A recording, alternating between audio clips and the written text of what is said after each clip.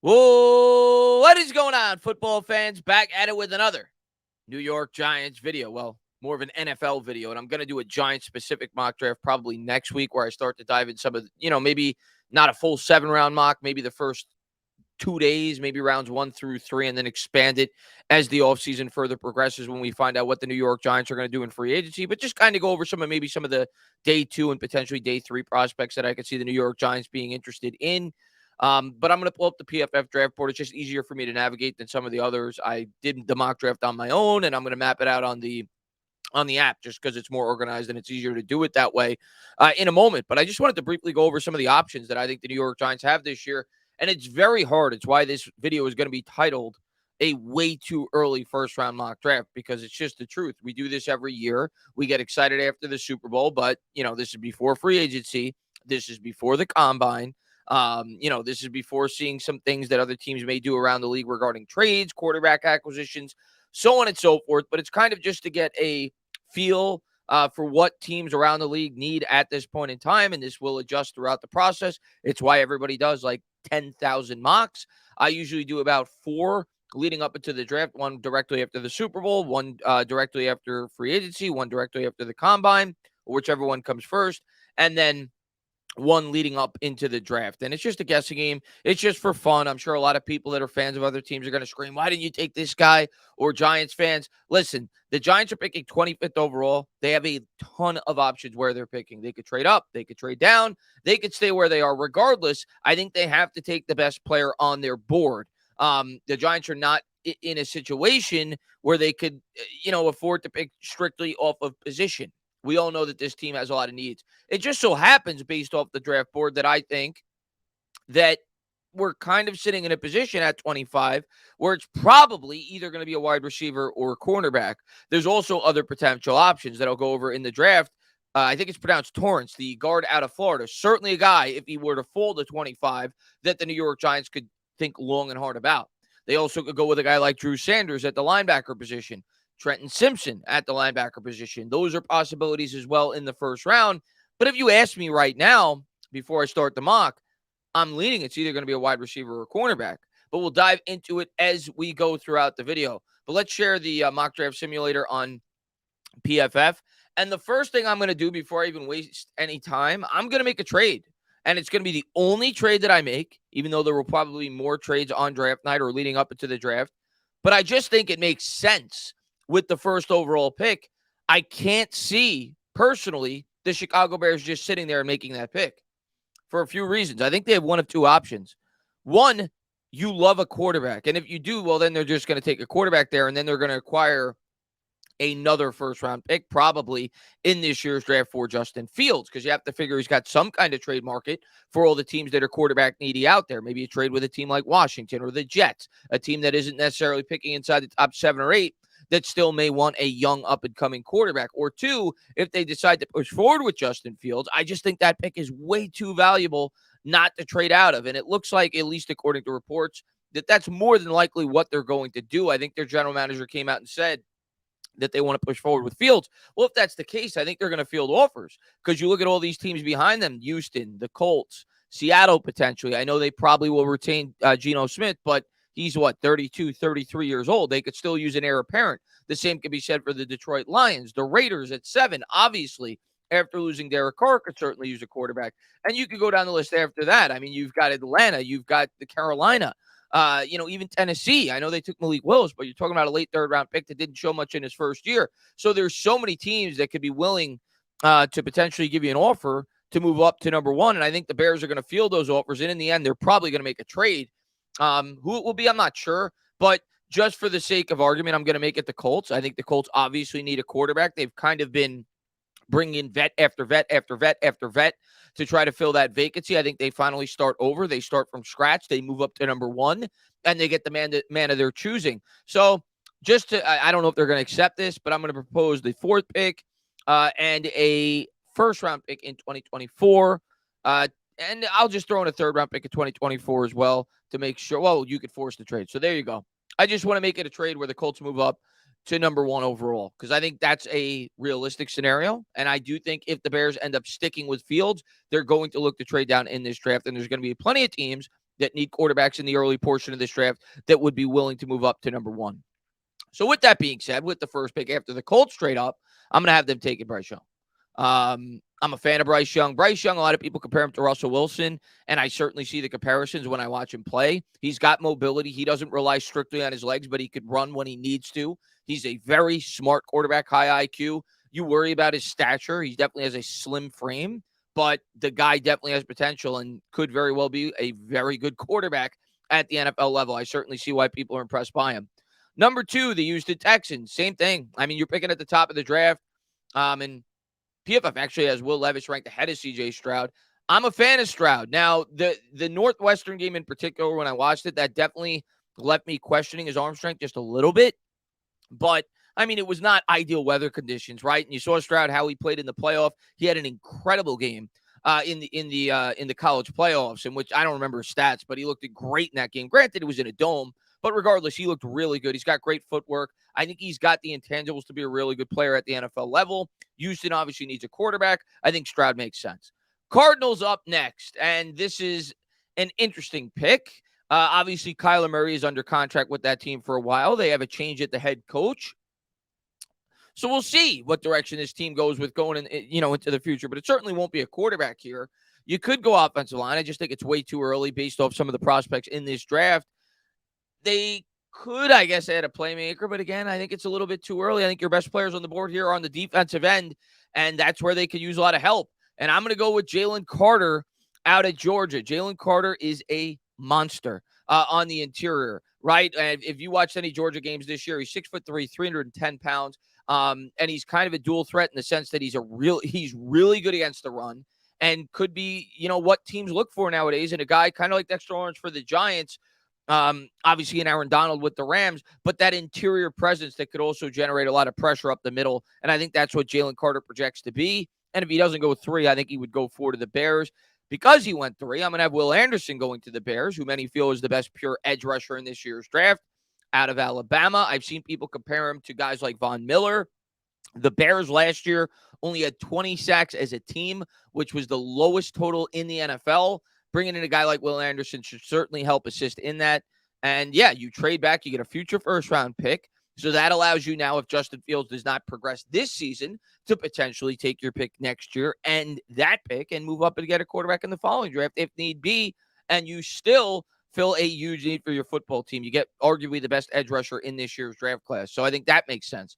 Next up, you got the Seattle Seahawks. Seattle go a few ways here. I think it's going to be defense, especially if they bring back Geno Smith. It could be a quarterback. I'm not ruling that out. Right, especially if a guy like Stroud were to fall, if they really like Will Levis. I could certainly see that, even if they roll with Geno Smith for a few more years. I'm not going to do that. I'm going to have them going defensive end, and I'm going to go – let me just make sure who I had in my mock. I had Tyree Wilson. He's 275 pounds. He's capable of playing both inside and outside. He brings versatility. In terms of players I've seen him compared to – actually, I didn't write that down. But when I've watched some highlight films. He's 6'6", 275. Kind of similar to a guy like Leonard Williams for me. Obviously, I'm a Giants fan, so I'm going to speak about some, certain Giants. But I think he's a guy that could play both on the inside and out, brings a little bit of positional versatility, and could help that defensive line for the Seattle Seahawks. Next up, number 6 for the Detroit Lions. I'm going to have them going cornerback. Now, of course, they took a cornerback. And let me see what their rankings are at the cornerback position. Of course, they took a cornerback very early in the previous draft, right? 2 years ago, I think it was, with Jeff Okudah, number 3 overall. He hasn't really panned out, but that still remains a need for this Detroit team, along with a run-stuffing defensive tackle on the defensive side. They had one of the worst defenses in football last year. They could also draft a linebacker at some point early on in this year's draft as well. But I have to think that Detroit's primary focus in this draft is going to be on the defensive side of the football, especially early on in the draft. Could see them taking an offensive lineman with their second pick, which we'll get to, later on in this draft. I think they pick 18th overall as well. But with this pick, I'm going to have them going corner. And it's one of 3 guys here. Christian Gonzalez, Witherspoon are probably the 2 favorites, based off, depending on which mock draft simulator you go to. Gonzalez, I think, possesses a little bit more upside. He's taller. He's 6'2". I think he's got longer arms than Witherspoon as well, if I'm not mistaken. But both of them are really good prospects. The book on Gonzalez and what people were worried about going into this year, if there was a knock on him, he didn't make a lot of plays. I don't think he had a career interception going into this year, but people love the measurables, the potential, the speed, the height, the arm length, everything else. Well, this year he recorded 4 interceptions well at Oregon. And yeah, I think in the end, after the combine, after everything else, based off the measurables, based off the potential, Christian Gonzalez is going to be the guy that's the first off the board at that position. That's why I'm going to have him go into the Detroit Lions.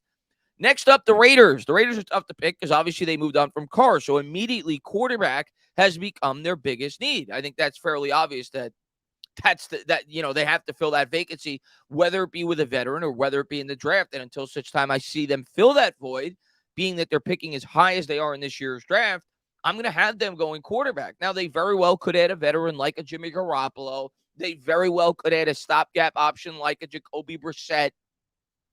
But they may not do that. They may like a guy like, say, Will Levis, who I'm going to have going to the Raiders right now at 7th overall. I've watched a few Kentucky games this past year. Levis is tough. I'll say that right now. That guy is tough. And I do think a lot of people underrate his physical attributes. I do think he has a really strong arm and does have some dual threat capabilities. I'm not telling you he's Lamar Jackson, but he's certainly a guy that could take off and run with it when need be. So I like Levis. And it's kind of an ideal situation in the sense that if it remains intact, we'll see what happens with their weapons and everything else throughout the offseason. But you're coming into a situation where you got a lot of weapons on that football team. Yes, I know Josh Jacobs is a free agent. They probably could use some more help on the offensive line, but it's not a bad spot for a rookie quarterback to come into if it remains intact, like I said, with a lot of the weapons they have there, and gradually grow on the fly. So I think it could be a good pick for the Raiders there to take a quarterback at number 7 overall as it currently stands. Let's go to the next pick. That's the Atlanta Falcons, another team that could certainly take a quarterback. I'm not going to do that here with the top 3 already off the board. I had them going Myles Murphy, and Myles Murphy's another edge, defensive end. Let's go to that position right now, but he's another defensive end. I think he's out of Clemson. And yeah, he's out of Clemson. And player comparisons that I've seen people compare him to, I've seen a lot of people compare him to Bradley Chubb. He's 6'5", 275. He's got speed. He's got power. He's got athleticism. He's got what you're looking for. The Falcons, historically speaking, I feel like tend to try to go edge early on in drafts. They could go wide receiver here for sure. That's certainly a need for that football team too. I still think it's a bit early. I like Myles Murphy as a fit here for the Atlanta Falcons. Number 9, another team that clearly needs a quarterback. And again, another team that could clearly go another route in terms of adding the quarterback, much like I talked about with not the Detroit Lions, rather the Raiders. They could add a veteran. They could do a lot of things. Maybe they bring back Sam Darnold for all we know, and they punt the position, and they just continue to try to build up the roster. But being where they're picking, the fact that there's a coaching change, the fact that you have a quarterback here who, well, I may not be sold on him. All it takes is one team picking early to be sold on him, and he certainly has the potential. Anthony Richardson is a project. Make no mistake about it, much like a guy like Malik Willis. The difference is Anthony Richardson is massive. He's 6'5". His ceiling is much higher to me than a guy like Malik Willis was. And I think teams are going to see that. It's why I don't really see Anthony Richardson falling outside of the top 15, maybe top 20 picks. I think somebody's going to see the potential, right? They're going to draft based off of potential, and his highs in college this year were certainly high. His lows were certainly low. Whoever drafts Anthony Richardson in this year's draft is going to have some patience with him as a prospect, but he's got a big arm. He's big. He's mobile. I've seen people frequently compare him to a guy like Josh Allen. That is a huge comparison. I don't know if we will ever reach that, but in terms of the tools, sure, he's certainly got tools to be a high-end quarterback if he could develop as a prospect. And being that Carolina needs a quarterback, it could make a lot of sense. So I'm going to take Anthony Richardson going 9th overall to the Carolina Panthers. Next up, number 10, the Philadelphia Eagles. Eagles are really tough to draft for because they're good. I hate to say that as a Giants fan, but they're really good, and they don't have a lot of immediate needs. But one need I could certainly see them having is the cornerback spot, right? And they could go running back here. I've seen a lot of people do that, and I almost did. I almost did have Robinson going to them at 10th overall. They have 2 picks, so it's possible if he falls, they could take him at the back end of the first round. Bijan Robinson's a guy that a lot of people have said is like this year's Saquon Barkley in terms of a running back that is valued that highly. I don't think they'll do that. They may very well lose Miles Sanders, so they certainly could be taking a running back early on in this year's draft due to free agency. But I just don't see the Eagles as the type of team that would take a running back that early in the draft. And I do think it's very possible they could lose James Bradberry to free agency, in which case they could use a cornerback. And even if they bring Bradberry back, they don't really have a young emerging option as a number one corner on the outside. They're sitting here at number 10 with the ability to do that. So that's what I'm going to have them doing. I'm going to have them taking Witherspoon out of Illinois. And again, a guy, who he's kind of neck and neck with Gonzalez, who had the first cornerback off the board. A lot of people like Witherspoon. Maybe his ceiling's not quite as high as a guy like Gonzalez. That's up for you to decide. But a guy that most people are in agreement is definitely a top half of the first round prospect at the cornerback position. I see it as a potential need for the Eagles long term and even in the short term, depending on what happens with James Bradberry. So makes a lot of sense there. Next up is the Titans. And I went back and forth with the Titans several times with this pick. Wide receiver, obvious need, especially after they lost A.J. Brown. I know they took a wide receiver early in last year's draft, but they still need more help at that position. Quarterback, possibility, right? If the top four weren't off the board, even though they took Malik Willis last year. But in this scenario, they are. They could go offensive line. Big need for this team right now. And there's still a lot of good tackles on the board. Almost went that route. In the end, I went with Quentin Johnson. But I would not be surprised if they go offensive line here. But I'm going to go with Quentin Johnson to the Tennessee Titans. Use the Texans next on the board. They took a quarterback, right? What's the next thing you want to do there? Well, you're either probably going to want to go tackle or wide receiver. I'm going to have them taking a wide receiver here, maybe a bit early by most people's standards. I just think it makes sense to pair a young wide receiver with a young quarterback if you have the opportunity to do that. Jordan Addison, pretty well-rounded wide receiver. I watched a good amount of his bowl games while at USC. I'm a fan. I think he's a really good prospect, a well-rounded wide receiver. I think he makes sense here at 12th overall. 13th, New York Jets up on the clock. I think the Jets are going to go offensive tackle here. I really do. I think they're going to go with a veteran quarterback. It seems like Derek Carr is the guy that they're focusing on right now. If they don't land him, Jimmy Garoppolo makes a lot of sense due to the fact that they got Salah. I think their offensive play caller came from the 49ers as well, if I'm not mistaken. So it just seems like a natural fit, right? If you're not drafting a quarterback, what's the best thing you could do for a veteran? Try to beef up that offensive tackle. The Mekhi Becton experiment has not seemed to work out too well for the Jets. So I think they're going to go with a tackle here with this pick. I'm going to go with Paris Johnson out of Ohio State. Skoronski's another guy that they could certainly go with. I hope that's pronounced right. I watched a little bit on him. I'm not too interested in the tackles in this year's draft, being that I'm a Giants fan. And we've got two young tackles, so we're not going to be drafting there.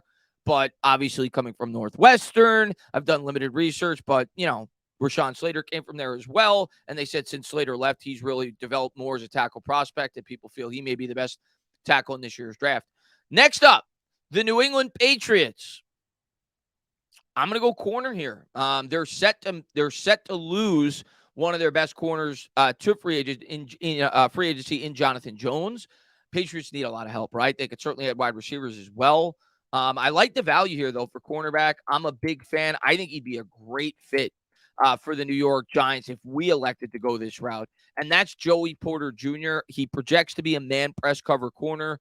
I think he'd be a great fit for the Giants. So he's certainly a prospect I've got my eyes on if he could fold to 25. In this mock, I don't have that happening. I have him going to the Patriots at 14th overall, rather. Next up, we got the Green Bay Packers, another team that's really, really hard to choose. Traditionally speaking, they don't go wide receiver early. They did take Christian Watson early in last year's draft, I believe at 33 overall. Maybe it was low 30s, whatever it was. I think it was a very early second-round pick. And he got better and better as the year progressed. Definitely looks like an emerging weapon there for Aaron Rodgers if he stays, or Love if he becomes the quarterback this year. So they could double up there and continue to improve that wide receiving course. Something they certainly could do. I'm going to actually have them, and a lot of Packer fans may not like this. I'm going to have them taking a tight end here. I'm going to have them going with Michael Mayer out of Notre Dame. And yeah, I'm a loose Notre Dame fan. I'm not like the biggest college football fan, but I watch some games and yeah, he's really talented. We all know that they have the tendency to produce a lot of good pro prospects at that position. And it kind of helps with the blocking along with adding a playmaker for the Packers. It's about where he should go in the draft, mid to late first round pick. I see it making some sense. Next up, we've got Washington.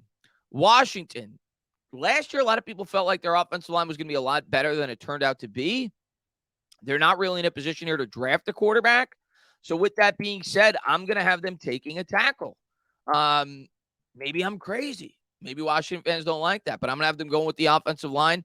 They're going to continue to, build from the trenches, continue to try to develop that roster long term. Certainly could use a quarterback. I know they drafted one in like the 5th or 6th round last year. We'll see if he's the long-term answer if they go with a vet, but I don't think they're drafting one unless one of those quarterbacks I had going, in the first 10 picks were to fall to 16, then obviously they would think long and hard. But in this spot, we're going to have them taking Skoronski, the tackle that I talked about earlier. 17th, same thing with the Steelers. They need offensive line help. There's no doubt about it.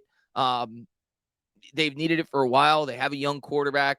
I would be surprised if the Steelers don't go offensive line. If not in the first round, certainly by the second. I'm going to have them going offensive line here. I'm going to have them going Broderick Jones out of Georgia, another first-round tackle prospect. Just makes a lot of sense for a team that's trying to rebuff that offensive line. 18th, Detroit Lions. Lions are tough here. I went back and forth.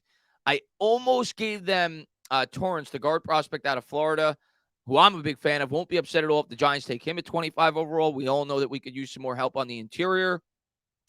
Almost did that for them. I didn't do it, though. I wanted to really badly. I ended up not doing it. I'm going to go with the interior defensive line. They need a lot of help on that interior. Their run defense was bad. Brian Bresee out of Clemson.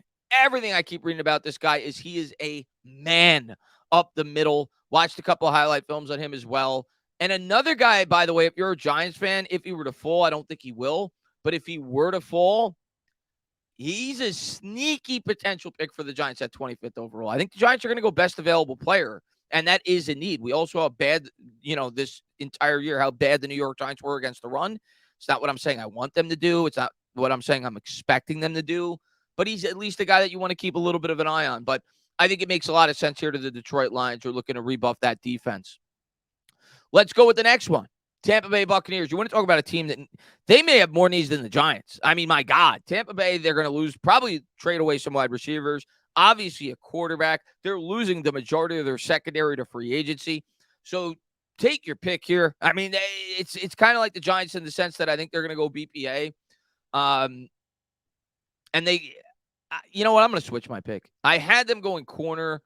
I just like Torrance too much. I really do. I like Torrance too much. And he's a long-term pick there for the Bucs. They're trying to rebuild long-term. He's a really good interior offensive line prospect. That's where I'm going to go. Originally, I had Cam Smith. I'm going to switch it up. I'm going to go with Torrance out of Florida. Next up, the Seattle Seahawks. Again, a team with a lot of needs, right? A lot of needs. As good of a year as they had last year, they definitely have a lot of needs. I'm going to go with a safety prospect, and we all know how versatile some of these safeties could be, being that we have Xavier McKinney, who also came from Alabama.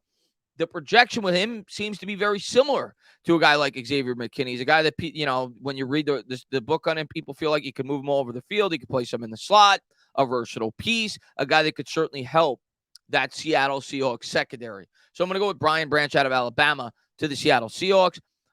The Dolphins, you don't have a pick. You guys tanked. You don't get a pick. So we're going to jump right over to the Chargers. The Chargers at 21 overall, wide receiver. Obviously, Keenan Allen's getting up there in age. There's been at least slight rumors that they may move on from him. There's been some wide receivers in this mock that have fallen a bit. Who do you go with? Who's the best fit for who you currently have? Obviously, to me, it's one of three guys here. It's one of three guys here for me. And that would be Zay Flowers. That would be JSN. I think it's Smith in Jigba. It's how it's pronounced. I'm just going to call him JSN out of Ohio State. And Jalen Hyatt. For me, those are the three guys. I like Hyatt, but there are some concerns due to the fact that he played in kind of a high-paced offense while at Tennessee. How would that transition into the NFL? What schemes does he fit? Which ones doesn't he? Zay Flowers undersized at 5'9", but that's really the only weakness that you could really speak on with him. And I'm going to go with Zay Flowers. Smith may have the higher ceiling. He's coming off an injury. I think Zay Flowers would be a really good complement to a guy like Mike Williams, who's obviously a tall threat on the outside. I'm going to go there. I'm going to go with Zay Flowers here to the Chargers. I like the fit. Next up, we've got the Baltimore Ravens. And he's fallen, guys. He has fallen. Kind of the biggest question marks of one of the biggest question marks of this year's draft. And he could go so many ways. He could go to so many different teams. I think he's going to go in the first round at some point. The only question is where. Who knows? Maybe Minnesota would take him. I don't think so. Maybe Dallas would take him if he fell. Obviously, they have a free agent in the running back room this year, right? And Ezekiel Elliott's not getting any younger. I doubt it. I think Dallas has a lot of needs all over their roster, but maybe. Buffalo, certainly a team where he could land as well. They could use some running back help. Or the Eagles, if he falls all the way to 30, would certainly be interested. I'm going to put Robinson with Baltimore. And if they bring back Lamar Jackson, even if it's on a franchise tag, that would be a dynamic duo in the backfield. So maybe you don't love that pick if you're a Ravens fan, but he's got to go somewhere. I got to pick a spot.